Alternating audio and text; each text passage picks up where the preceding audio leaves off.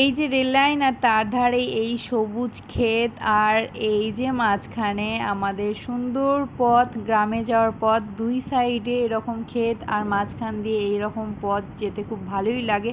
আর ঝটপট পৌঁছে গেলাম আমাদের গ্রামের বাড়ি। আর এখানে আমার মা বাবা কাজেও লেগে পড়েছে। এখানে অনেক গাছও লাগিয়েছে। এই দেখো গেট গাছ রয়েছে, এটা চন্দন গাছ আর এটা একটা কাঠ গাছ। এখানে অনেক কিছু চাষবাসও করে আমার মা বাবা। আর এ দেখো কত স্নেক প্ল্যান্ট, এগুলো লোকে কেনে, তাই না? আর এই যে আমি গরমে একদম ভ্যাপসে গেছি, আর যা গরম পড়েছে একদম অবস্থা খারাপ। এরপরেই দেখলাম যে আমাদের বাড়িতে আত্মীয় স্বজন এসছে। এই দেখো এক আত্মীয় স্বজন বসে রয়েছে আমাদের এই পুরনো ভাঙা ঘরে। তো আমি ভাবলাম যে থাক, একে ডিস্টার্ব করা উচিত হবে না। আর এই যে আমাদের আরেকটা ঘর।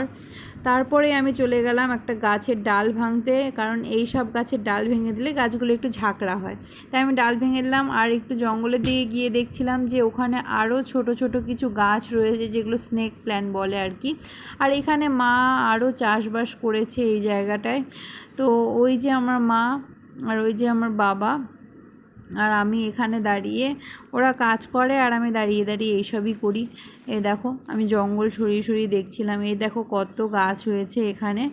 আর এরপরে আমার মা ঠাকুমা বসে বসে একটু গল্প করে নিল। তারপরে আমাদের যাওয়ার পালা। আর এই যে আমি আমার বাবার গাড়ির পিছনে উঠে বসলাম।